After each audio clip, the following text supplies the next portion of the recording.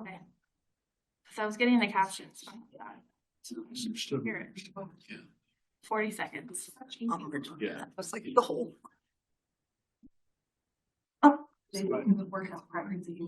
That's it. Okay. I hear the chitter chatter. So I was getting the captions. Yay. Skew it. Yeah. Left us in a. That's we have a corn puppy at our house. Yeah. And that's his voice. A corn cob. Just a corn cob. Yeah, it's poppy flavor. That's his. Oh, God. He's like, I'm a corn cob. Oh, God. We also have. Sounds I don't know. That sounds aggressive. He's a friendly ear of corn.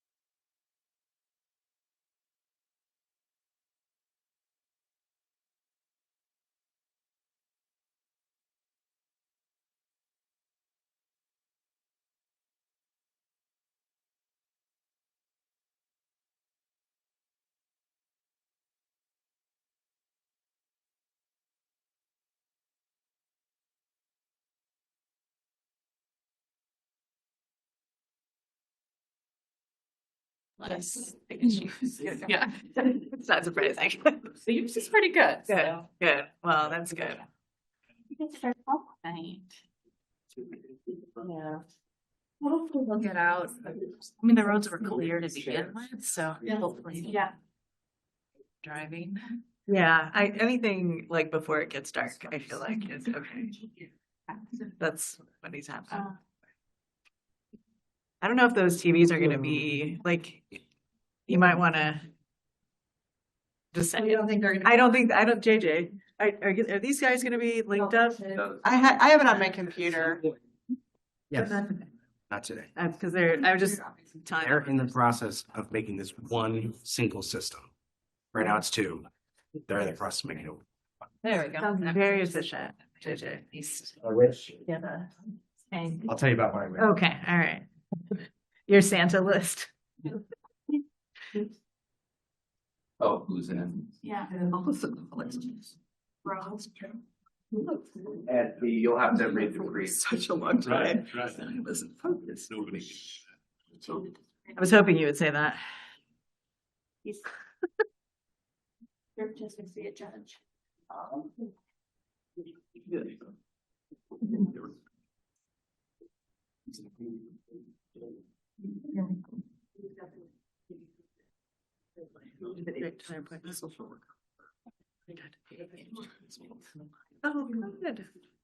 That's great.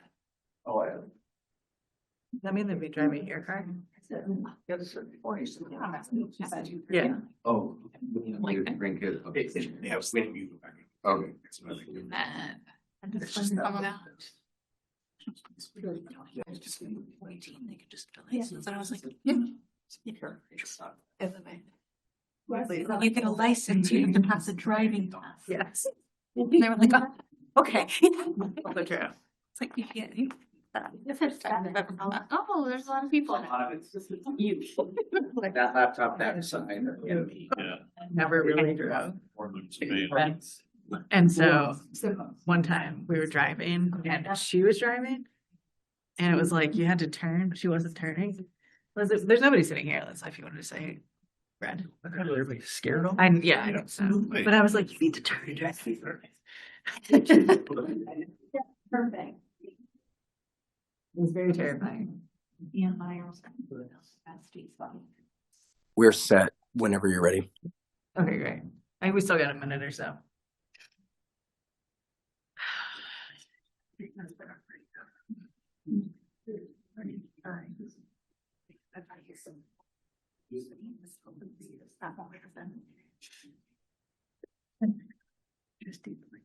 Of things. Oh, good. How about you? Good. I'll find out for you. I'm thinking that's not part of my walking. And that's a different, you want to do this? All right, let's just get started here. All right. Meetings of the Johnson County Board of Supervisors are open to the public and are generally live streamed. To join electronically, please visit bit.ly/JOCO meeting. Written comments may be submitted to soups@johnsoncountyiowa.gov. If you require accommodation to participate, please contact the board office at 319-356-6000 prior to the meeting. Public comment is at the discretion of the chairperson. Comments should be limited to 3 minutes. Due to public meeting laws, the board may only discuss or act on matters presented on this agenda. Welcome. I'm going to call this meeting to order. It is Thursday, December 11th, and then the board is sitting as the Criminal Justice Coordinating Committee. Do we have public comment? Anybody for public comment? All right, seeing no public comment. Item B, CJCC business. Number 1, Center for Social Science Innovation, final report regarding the jail survey and focus groups.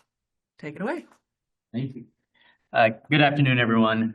Thanks for the opportunity to speak with you again. As a reminder, my name is Ethan Rogers. I'm the Associate Director at the Center for Social Science Innovation, and I'm joined today by Cassidy Branch, our Research Services Manager.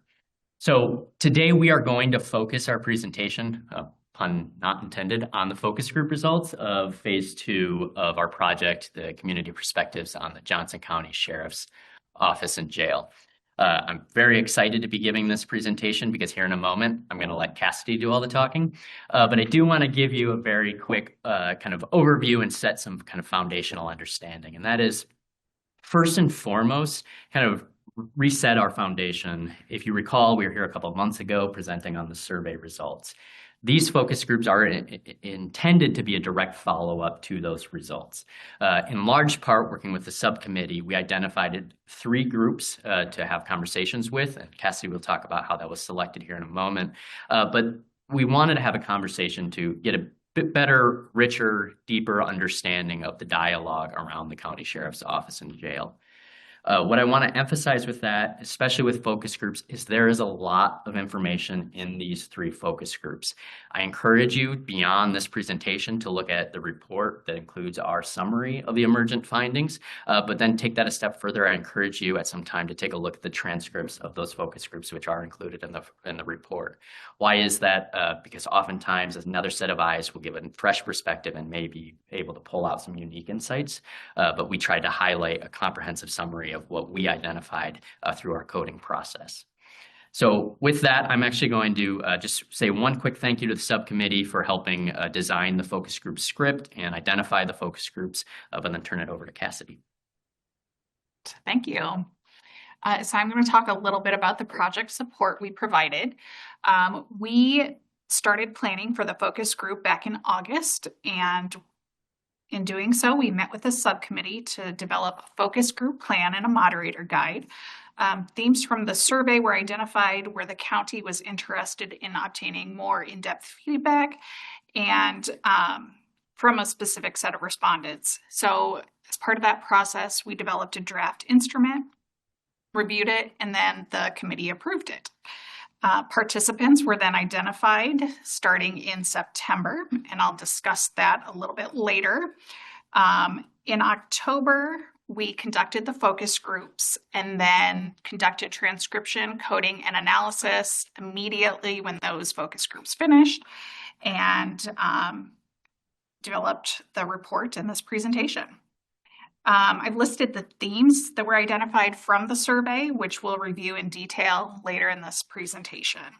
So from the survey, 90 respondents indicated that they were interested in further participation, and that is where our sample comes from. CSSI's project team included myself. I served as the moderator. Lisa Halm-Werner was the co-moderator, so her and I were at each session. Dawn Bauer, who's here today, oversaw the transcription and coding that was conducted by our field staff, and they are listed on the slide. Mike Oy conducted analysis of our results, and then I'd like to also acknowledge Ethan because he contributed to focus group planning and consultation on the analysis and reporting. So now we're going to shift our discussion to how we identify participants and assign the groups. When planning focus groups, a key tenet is to create an environment to promote discussion. And the way we do that is to design the group so that there's a commonality among the participants. So like-minded, homogeneous groups are desired. We also aim to keep the group size around 6. That allows everybody a chance to speak and provide in-depth responses.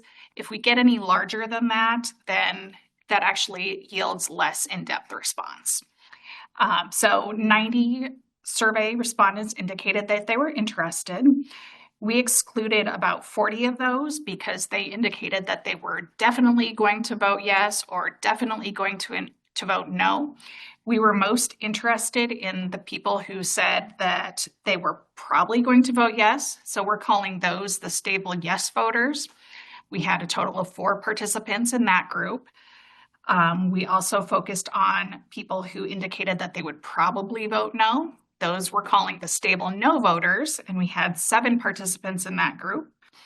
And then we had shifting yes voters, and those were people whose voting preference changed either from probably no to probably yes, or from probably yes to definitely yes.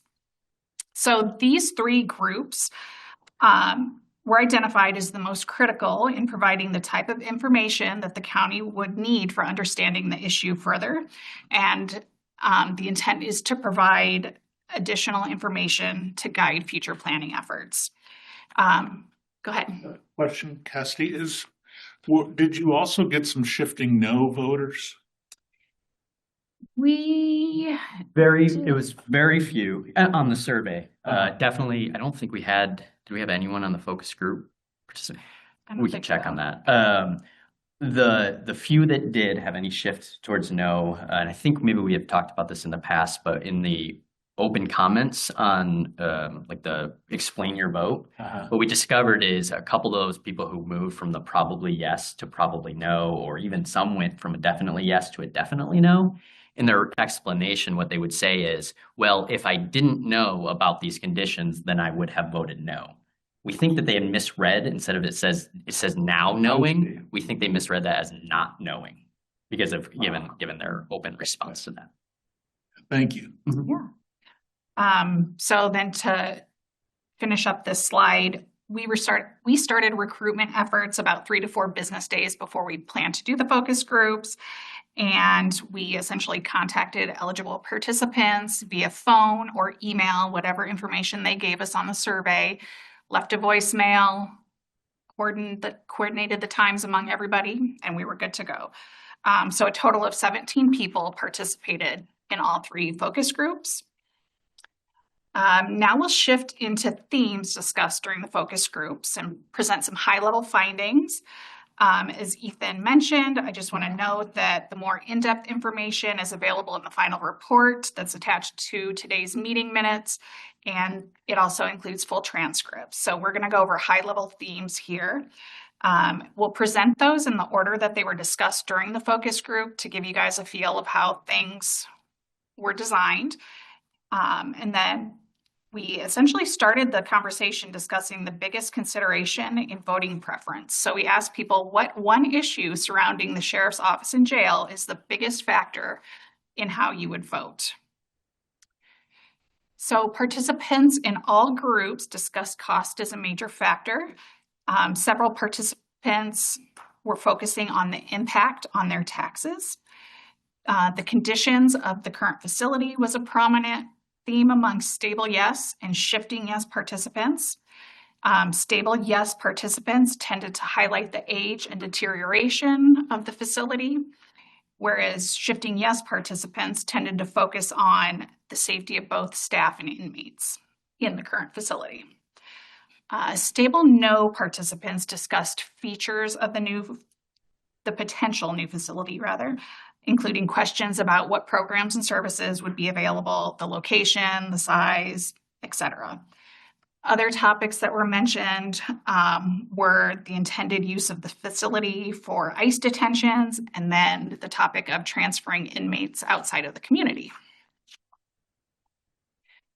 So if we look at the biggest considerations by group, the prominent theme for the stable yes voters was cost and the age of the jail. So some quotes, my bottom line is always what's going to cost for my property taxes. And then another one was, it's been there forever, it's too small, something needs to be done about it. Stable no voters focused on cost. They also wanted to know about programs and services. I would need to know specifically what exactly it would be used for, like number of beds versus services. And then the shifting yes voters, the prominent theme was the conditions. So if there's issues like mold or something, is it harming everyone who's in that building just by being there? So those are some comments that they had. So the discussion then shifted to concerning issues, and participants were provided with a visual aid of the issues that were presented in the survey. So those were that the building is currently deteriorating due to overcrowding. The county currently pays to jail inmates outside of the county. The building lacks space for inmates to receive services and participate in programs. The jail does not meet accessibility guidelines. The conditions of the jail are unsafe for staff and are unsafe for inmates. So participants highlighted a wide range of issues and concerns and discussed a variety of topics. Participants across all three focus groups emphasized concerns for inmate and staff safety. This was also reflected in the survey results. Most participants discussed safety concern in the context of the current design and physical deterioration of the facility. Participants that were stable no and shifting yes voters tended to want more information about the safety concerns and were balancing their safety concerns with concerns about overcriminalization. Over what? Overcriminalization. So I'm not going to read the quotes on every slide, but you can get a sense of what people were saying in the blue. Okay. Cost of the facility was an area that was discussed often. Participants spoke frequently about the need for additional information to understand and justify the costs. So participants highlighted that they did not have meaningful context for understanding the proposed cost. Do you think that was like comps or like when they didn't have an appropriate context? I'll get into that. Okay. So participants requested more information to better understand the justification for the cost of the facility, including more details about the design, the programming and services, and comparisons. So questions about the information that they wanted regarding design was about operational design, whether or not there would be outdoor space, meeting space, what's the cost of additional beds, what additional facilities would there be within the jail that are not in the existing jail. As far as programming and services, they identified social services, health services, diversion programs, recreational programs, all as critical programs that they would expect to see, but they aren't sure if that's included in the overall budget. Some participants requested cost comparisons in order to better understand the proposed cost.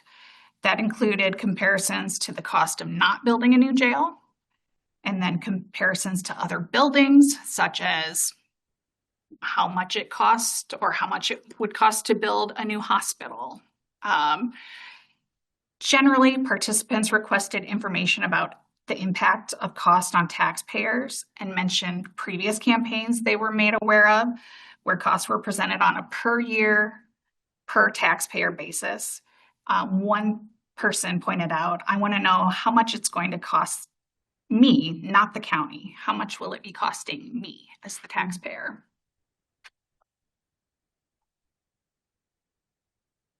So if we look at the cost discussion by topics, or by groups rather, the stable yes voters and the stable no voters all were interested in getting more information and transparency from the county. So they want to see drawings, what it's going to look like, what's going to be inside the jail to make sure it's functionally safe. They also want to know, how much are we paying to jail inmates outside of the county? And what's the comparison to how much this new facility would cost? So that's one area of cost comparison they also asked about. The shifting yes voters, they were more focused on the design and programs and services. So they wanted to know if more mental health professionals would be available to help do evaluations, or is there going to be a better medical clinic on site for inmates who are injured?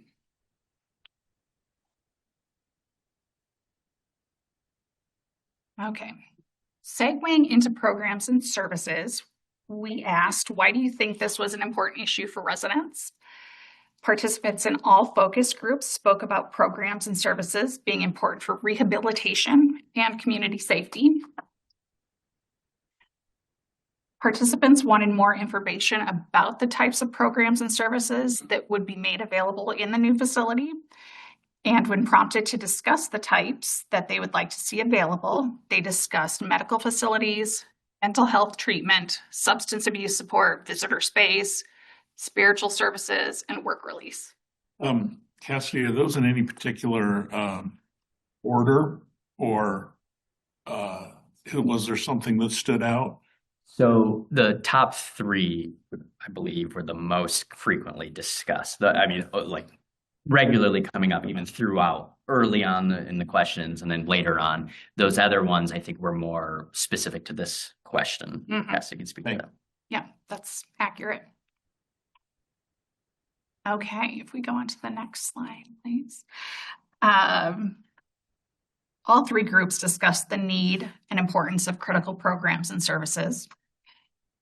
They noted that you can address substance abuse while people are incarcerated, as well as needing the space to support medical services, recreation, and visitation.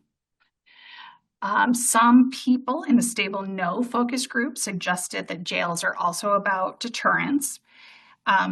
They questioned, is the purpose rehabilitation or deterrence?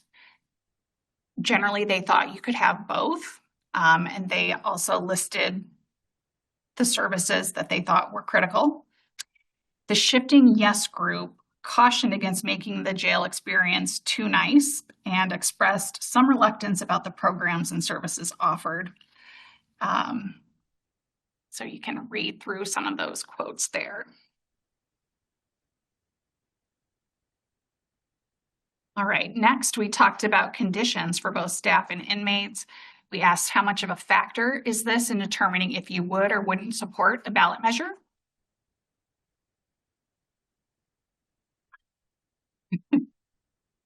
During the discussion about conditions, participants in all three focus groups expressed concern for both staff, expressed concern for both staff and inmates.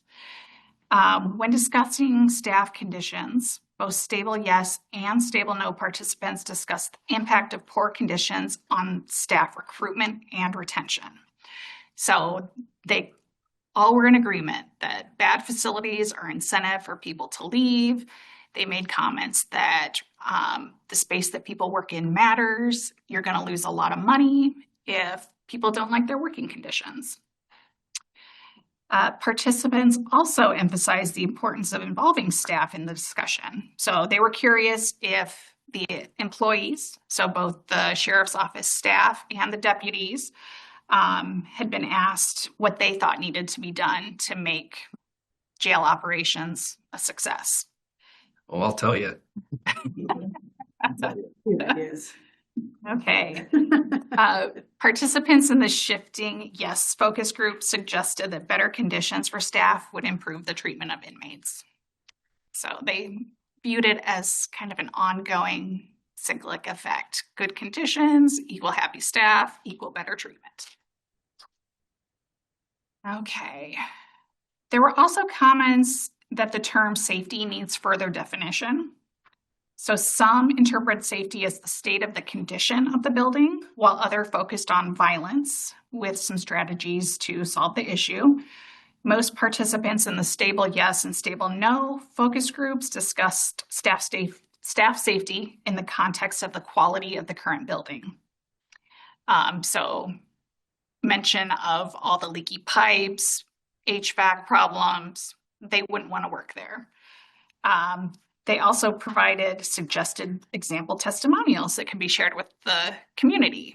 So they suggested telling people testimonials that my lungs are all messed up, you know, from the mold. Convince the people we just need a new one. They think that would definitely work. And clearly they've heard about the sewer gas smell.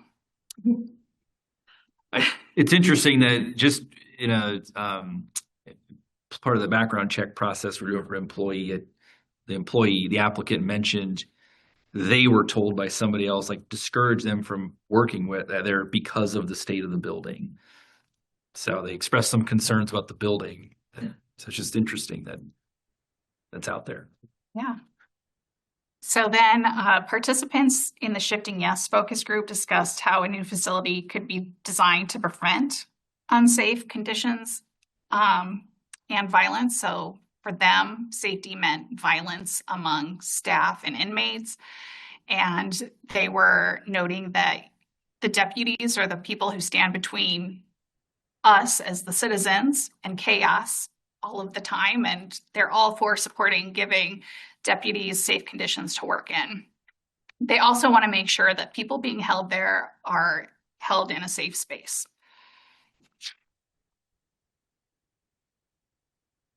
We touched on messaging as a major theme of the discussion.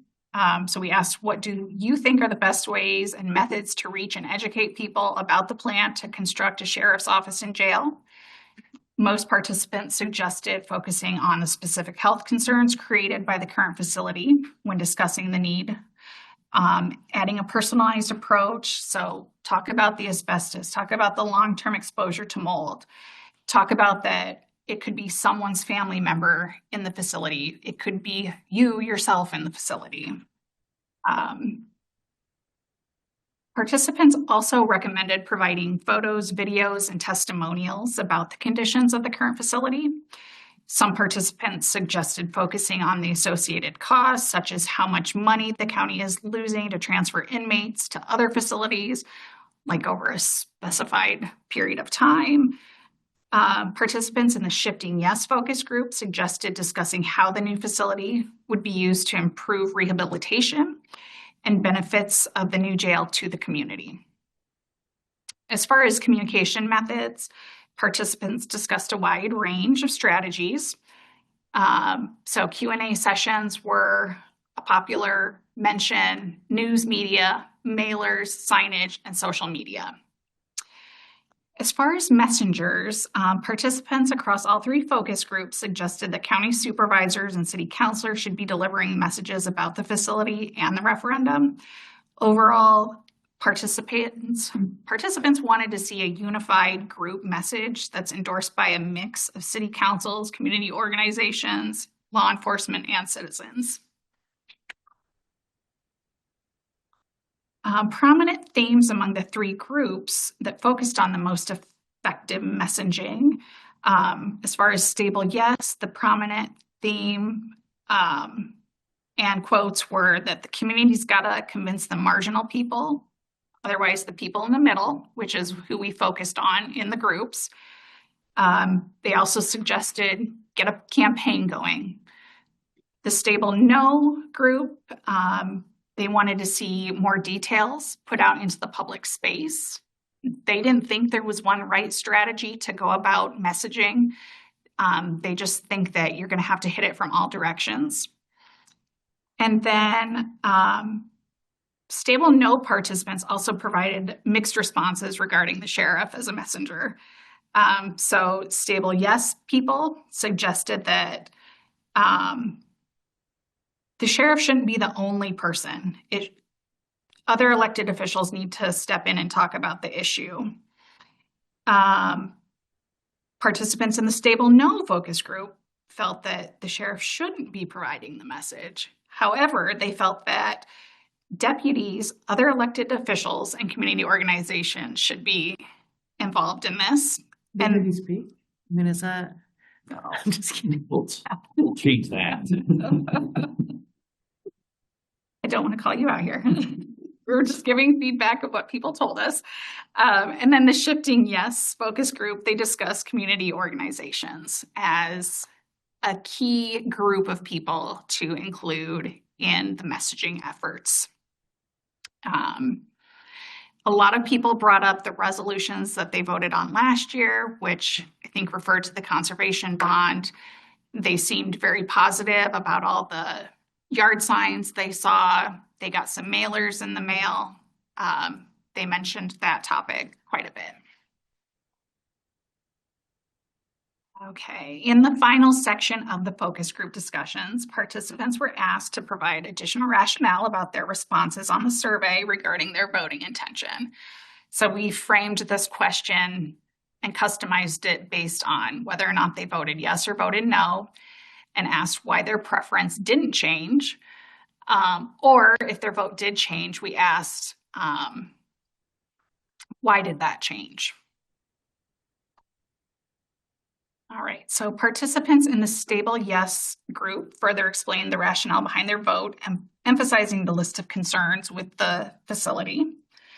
Stable no participants emphasized a need for more information about the current facility and the plan for building a new facility.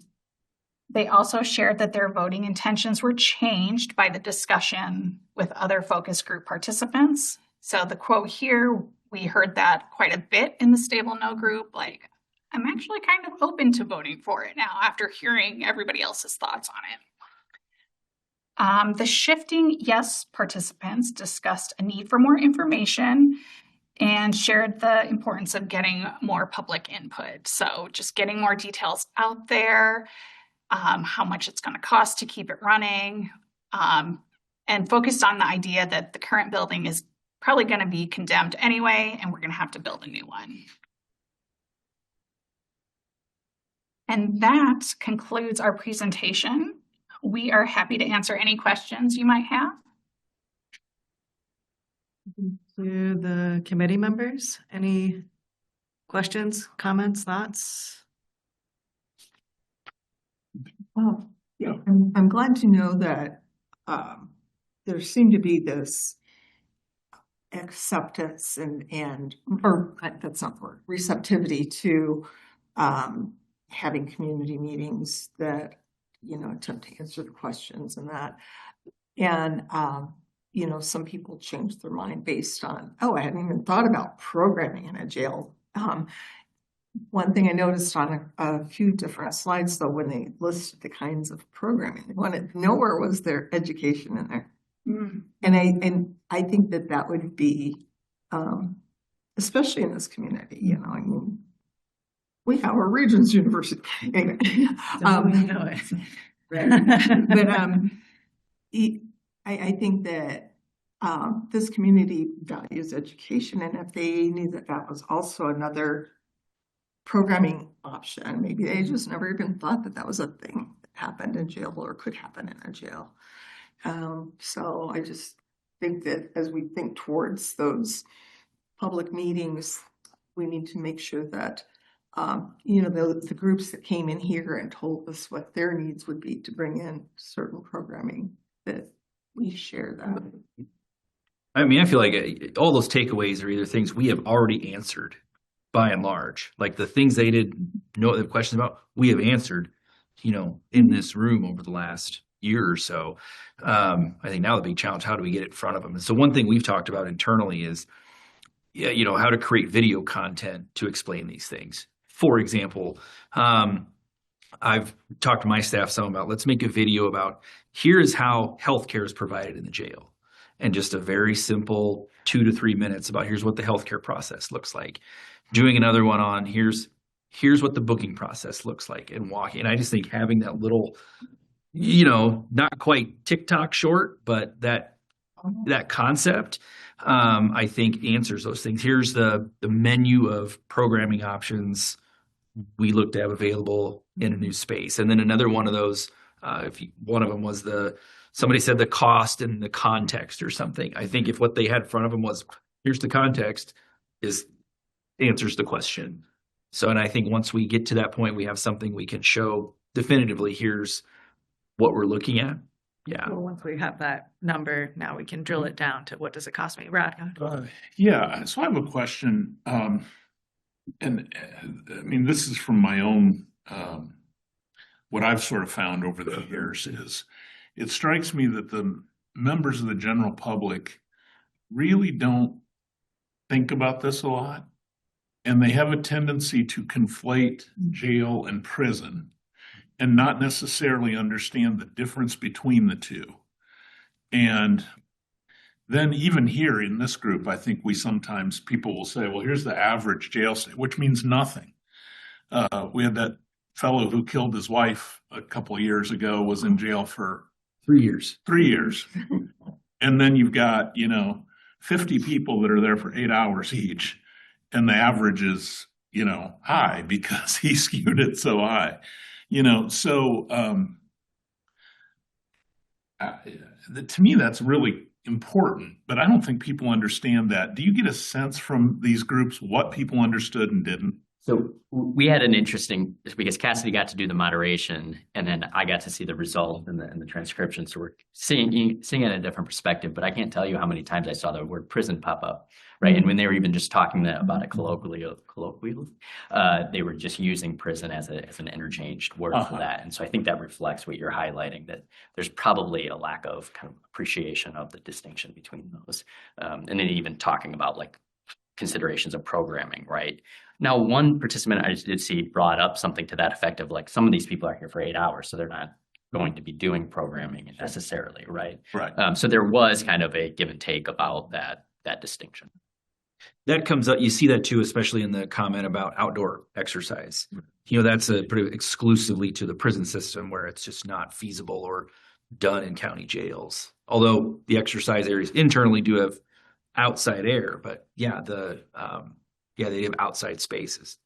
It's just not part of it. The educational part is especially important, especially when you're talking about doing programming in the jail, because, if the goal is that we don't want people to have a lot of jail bed days, it's a double-edged sword having programs that take a long time. Not that they're not a great thing to have, but we don't necessarily want somebody sitting in jail long enough to complete Associate's degree. Right, but we do want to get them out the door with a connection. So I think it's really important when we're talking about, because we've talked about that a lot here, like services like Inside Out or whatever, we want them out of jail. So like if we're going to connect them with Michelle or a service from the outside provider, that's what we really need space for, not for sort of ongoing programming. And I think that difference is what you're talking about. I mean, somebody hit on it in these comments, and I thought it was really incisive for somebody that doesn't know this, but the fact that like we want to get CFR back in there to do the evals. Yeah. Before a person has a chance to leave and then miss that appointment for the eval. I mean, when we were doing that before, it was extremely successful. Well, and I think too, like the education component is something that we have talked about with Kirkwood as being flexible so they can have an account and take it with them too. So there is an opportunity, but they can port it so that if they want to finish their associate, Exactly. they can do it outside. But, you know, one thing that actually does kind of tie in that I talked with Brad, the sheriff's about earlier this week was kind of because we've been talking about where that would happen exactly, like inside out or, you know, talking to somebody who's transitioning, including a soft interview room. Because that is something that keeps kind of coming up in here is like, what about the space part of it? There's a lot of questions as to like, what does this space look like? We don't have a visual, you know, blah, blah, blah. Well, and I reached out to Michael too from Shive Hattery to see if he just has any examples of what a soft interview room could look like, just so there's a little bit more humane space for, you know, Inside Out or DVIP or whoever it is doing services. And obviously there's limitations. That's why I reach out to Michael to be like, hey, what have you seen anything that's like softer paint on the wall or like a lamp attached to the floor or, you know, just something like that, because I do think that would be something that this survey actually kind of reflects as people kind of want that interface of like, how are we treating the folks that are in there? How, when they're on their way out, what does that handoff look like? You know, could be something that they want to do. Yeah. We've talked about it a lot, you know, and you know, and Michelle had said something about being able to make that contact before they leave so that they're more likely to then keep that connection after exiting incarceration. And the same with, you know, all of the different groups that help with reintegration, all could benefit from having that space that you're talking about where they can make that connection before, so that it's not just, you know, like, okay, you're out, get in touch with these folks. You know. Well, it's not it's not dedicated yet. So I do think it's one of those things that since we've heard some feedback and we've been working with folks doing programming, that is something we can get in on the front end so that when people are like, what does this look like? There can be something that we can show too. Because I do think that this community wants to see something like that. Well, even Ben has said, didn't he used to come to this group? Ben Fortley. He had said before in System of Care that, you know, that handoff, you know, we talk a lot about that is where there's this huge gap all of a sudden. People just get lost, they fall through the cracks because, okay, now they're out, but now they have, you know, the supports are there, but they don't know how to connect with them. And Ben's like, you know, wanting to be able to make those connections. It's kind of hard in some of the spaces that currently exist to do that. I do want to recognize Bill, unless you wanted to respond to that directly. No. Okay, Bill, go ahead. Thank you. I appreciate all the information this has provided us. It gives me a lot of ideas and stories. I also appreciate the sheriff want to do different videos because people need to understand what the deal is. We could probably use what we learned from the conservation bond as a way to help sell this and explain it to the public. But one thing I kept hearing was cost of the jail. Not cost for their services, what's it going to cost to build the jail, which to me says if we have a bond of X dollars and we don't spend it all, they're going to want to see us borrow less and not use the money elsewhere. But this gives us a lot of good ideas and information we can use because we need, 60% plus one to pass this? And I also remember when we tried to get this before, people were thinking we have marble countertops in the bathrooms and other fancy stuff, which we really don't need. So it's a matter of perception. And I think Sheriff Kunkel has got a good handle on all of that perception.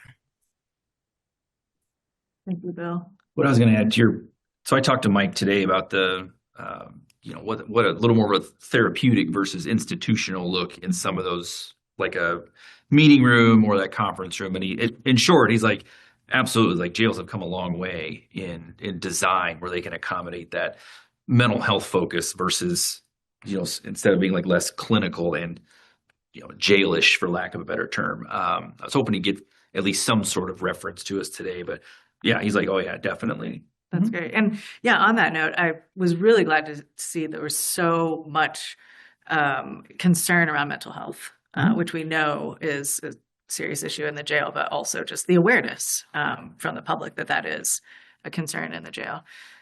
Yes, Mary, we can recognize you in the audience. Last year, I've been sending videos of meetings that had a lot of relevant information from this group. And the one that had the most impact for people who were no votes over to yes votes was the one that you all put together after the visits to the new jails, and hearing from people who work in the jail system, just all of it. The whole meeting was very impactful, and it changed a number of lives.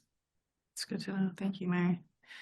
Yeah, I think particularly around the program messaging. I mean, I talk to folks that, know me personally, and they assume I'm going into the jail. Like, they already assume I'm in there. And so I think that that has to make sure that people understand too, that's like when we talk about that, that's not provided now because of, all the reasons we've already talked about. But that comes up a lot when I'm talking to people, is they just kind of, and I think too, they see, to be honest, people see things on media and they conflate prison and jail, and they just assume that there's all of this stuff happening everywhere.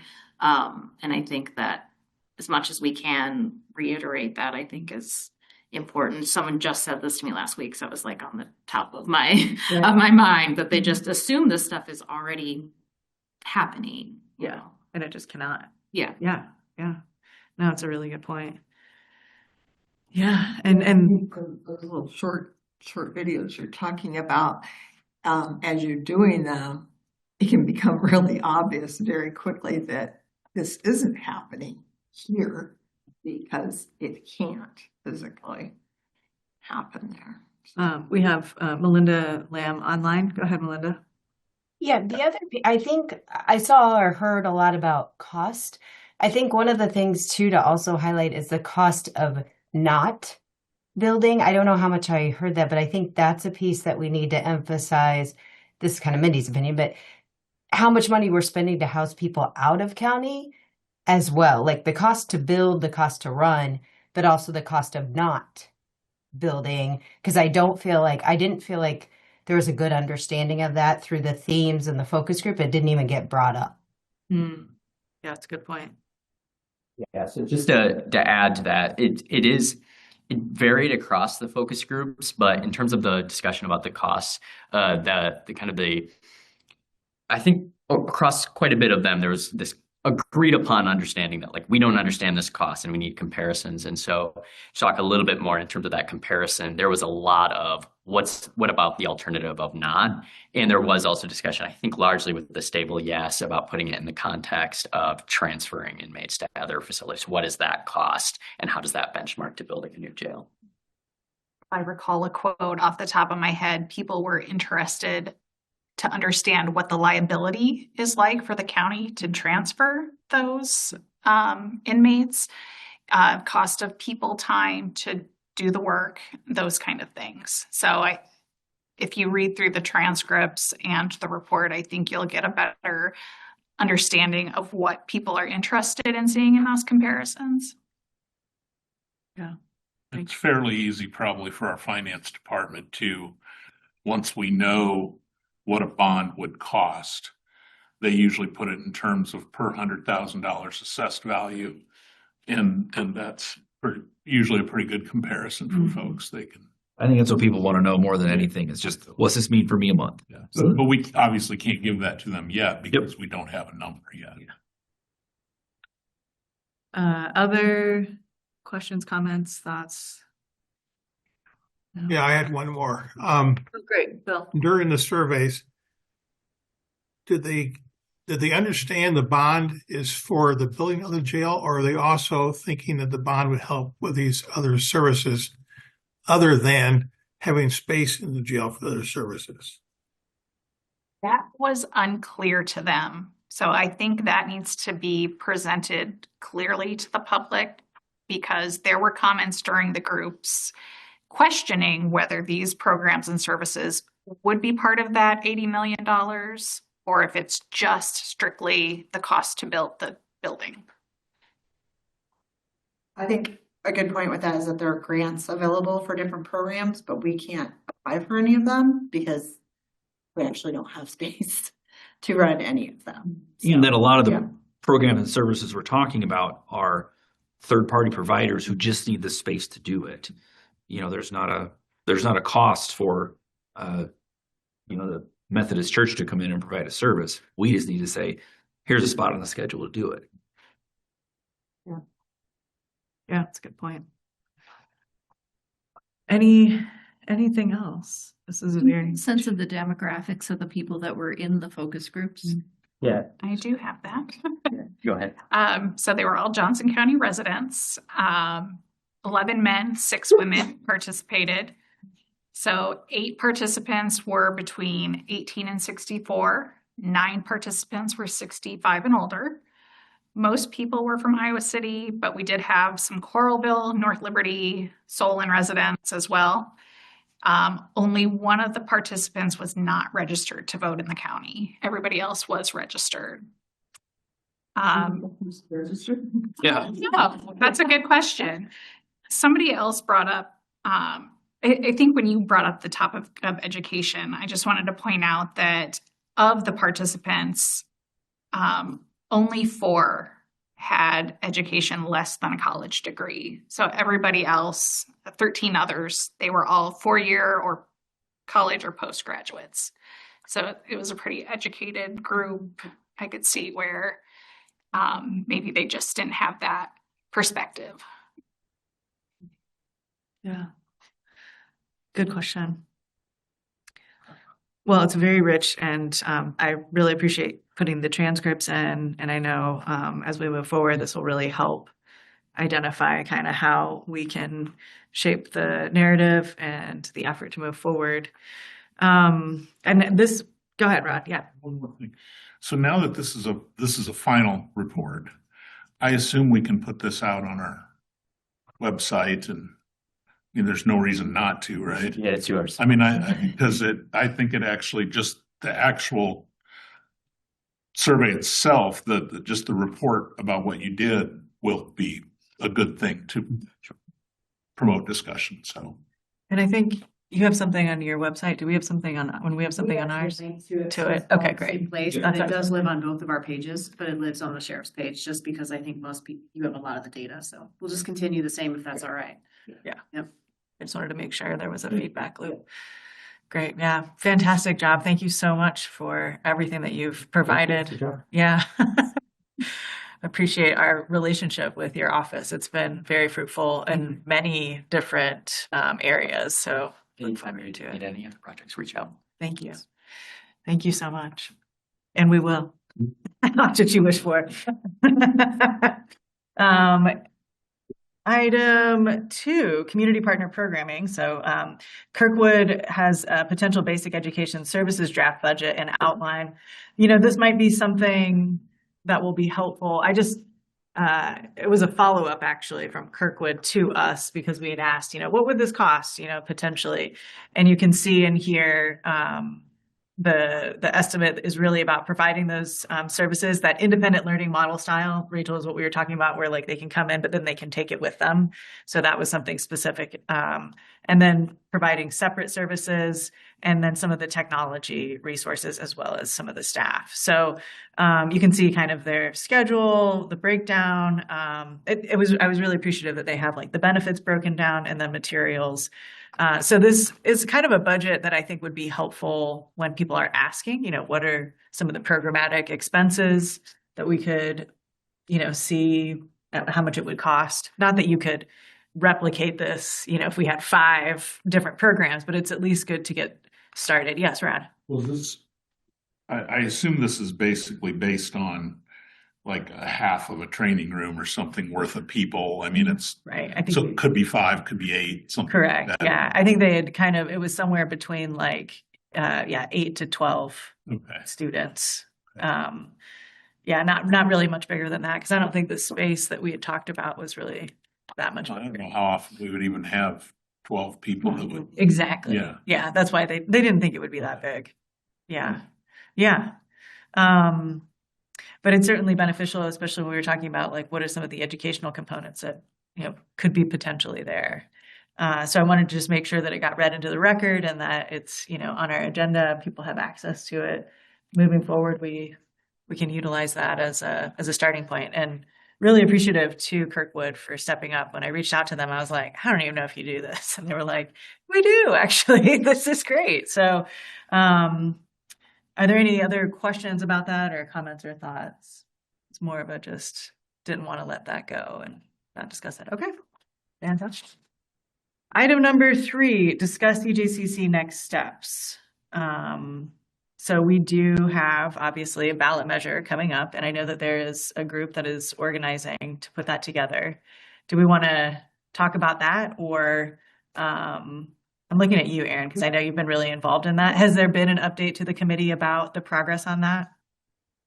There's a lot of things we can't discuss publicly. Yes, I know that. Right part. So we're Keep it in depth general. on that, but we are developing kind of a working scope of work of all the big decisions that need to be made from the site. Do we bring on a design engineer earlier than not to refine that number? Talking with the city, you know, utilities. The campaign really is not a county function as the county attorney has told us. So that's really not part of our purview, but what should we communicate? Facts. Trying to think of the scope of work. It's a 2-page document. What do we need to get done before the ballot initiative? So again, a lot of it is internal right now because that's just the reality. But we are meeting weekly or biweekly, depending on how it goes.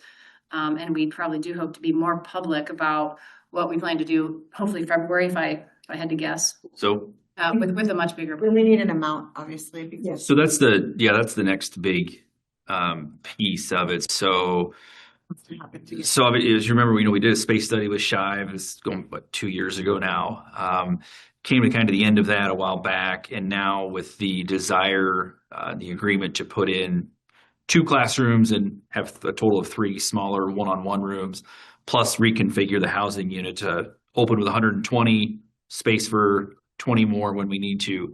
That information is given back to Shive Hattery. You guys approved the addendum to it a couple weeks ago. So I have a meeting scheduled, I think next week, a Teams meeting with Shive to start working on that. So hopefully to get that dialed down, get something finalized so we have a very good idea what the actual cost is going to be. So then we can bring that back and say, here's really dollar amount what we're talking about. So hopefully have that, after the first year. Ballot language. And then I think after that, we get real serious, the brass tacks about the ballot language, right? Which is a big, the auditors and the meetings as well, and deadlines for that, so. And each of the supervisors have met with bond counsel and had a bunch of questions answered. And so there's been a lot of background stuff that's been happening. Yep.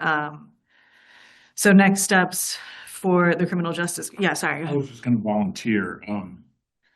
Lisa and I both got a lot of practice with this during the conservation bond thing, where we both were often asked to talk to people about it, but you learn carefully, what you can say as a person who works for Johnson County versus what you can say as a person on a committee.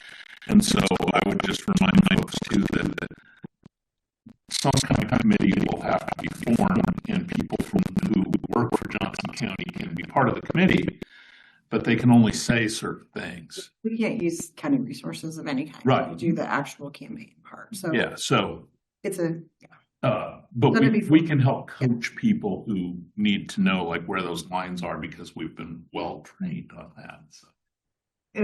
And I think part of it, Bill has mentioned this a lot, Bill Wolde, but a lot of what was really successful is there was a county person, and then there was somebody who was no longer with the county going out to groups, and the county person wasn't promoting the bond. They were saying, here's what we did with the last bond. And then, there was a visual because it was the first one of its kind. And so we would like to continue this kind of or I mean, that didn't even come up. I couldn't say it quite that way, but you know, here's what we did with the last bond, so that, you know, you could then say, oh, okay, that's real tangible almost. And then, you know, that's why I really liked your idea, Brad, of little short videos. It's like, here's what we have. It's not like here's because we haven't gotten jail, but here's what we have, and here are the different things that happen in this space. And then you have the other person, you know, kind of answering questions more, because if any bias comes through, it's okay because they're not a county employee. You know, we're pretty normal, I think. And they targeted several groups that would want to hear from. So there were a lot of groups that, you know, once they started hearing about this, like, yeah, well, you come and talk to our group, do your presentation. So they got really perfected in that presentation. I think it will be really helpful to have, some guidance on like how to talk about it, who's going to talk about it, those kinds of things moving forward, and having that group put together will be clarifying, I guess I'll say, because it's one thing to pass a conservation bond. It's a whole different thing to pass a jail bond that's failed like 5 times. So, yeah, but yeah, there's going to be strategy to it, right? So in terms of next steps, it sounds like we'll know more about the number. We might be able to share a little bit more about the committee that's actually getting formed, because the next meeting is in January, and we can talk about more of, you know, the transition from this committee, what that will look like moving forward. Was there anything else people want to talk about? To meet in January, just not that we should completely disband, but if we don't have answers to some of the other questions that the smaller group is working on, I feel like it should be a tentative date, and then because we just don't have anything new. And people are busy, and you're missing a lot of days for holidays here. Yeah, so I feel like make a date for maybe February, or we can always just call the meeting for whenever we want to get the group back together. Well, I think that there has been discussion. I don't have to meet in January. Nobody needs to have a meeting for the meeting's sake, right? I do think that there is a desire to transform the Criminal Justice Coordinating Committee into something that is more akin to what Polk County has done with theirs. The purview of this has been very narrow, obviously. And then there's going to be a committee that's going to be managing that. So a CJCC in more general terms actually looks at a much wider purview. Interested in expanding it? I am. Okay. Yeah. And also, if we look at what's on the website, published August 21st, 2024, about the purpose of the committee, it says the CJCC will advise the board on ways to reduce jail inmate populations. The committee serves as a countywide means for communication, policy and practice review, and comprehensive planning regarding the space and service issues of the Johnson County Jail. The committee will give specific recommendations regarding policies, procedures, and practices relevant to policymakers. And we haven't really delved into all of that. Yeah, I mean, that's also part of, it's been in existence since 2000 or something. I mean, CJCC has been dormant for many years. So I'm not saying get rid of it. I'm just saying The bond referendum in 2000. Yeah. The CJC, it failed. He was before that even. Well, it failed, and then the CJCC came about because there was a state public policy group came in and said you should start something like that. It then met for 15 years. And it was how Jail Alternatives started, and it was how all these other things started. So it's sort of like reinventing the wheel again. Not that I'm against it. I just think the focus needs to be on actually getting it on the ballot, getting actual numbers and facts together, and then moving on, because we can't do anything else without that. So. Yeah, I don't disagree with that. I think it's a both and. I think you can do both at the same time. And I understand that there's going to be, time and energy spent mostly on the jail. But I think that if we have a jail up and running in 3 years, in those 3 years, what can we do? Yeah, I know. But I'm saying or 5 years, in that time, I don't think we just need to be not doing anything. I mean, it's already been rolling, we could just continue to roll with the folks that have the bandwidth and the energy to do it. But I am absolutely interested in doing that. So we can keep it on for January or move it to February and have that conversation, because then maybe we'll have more information. So if the general sense is, of course, we're like, what is it, December 11th? Everybody's like ready for the holidays, but I don't think any love will be lost if we just convene in February. I mean, hopefully we'll Yeah. have a little more information on like what's happening with costs and all of that. That sounds good. We'll keep it at our regular cadence, the 3:30 second Thursday schedule, and then we can go from there. I don't know what date that is, but we'll make sure. Paige is retiring from her duties. I know, congratulations. So thank you, Paige. Thank you seriously for all of your help in coordinating this.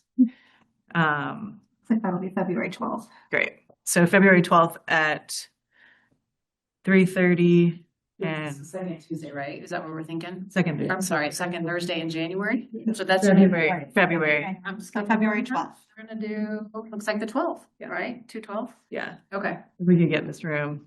If not, we can try another room. That's you. Yeah. Aaron will especially miss you. Paige will not miss us, or me specifically. Okay, great. Well, item 4, CJCC open discussion. Is there anything else that folks wanted to bring in? I feel like we've been pretty loose, so. Okay, all right. There is no other business. I'm going to call this adjournment. It's a little bit before 4:30. Thank you all for being here and for all of your hard work, and hope everybody has a good holiday winter season.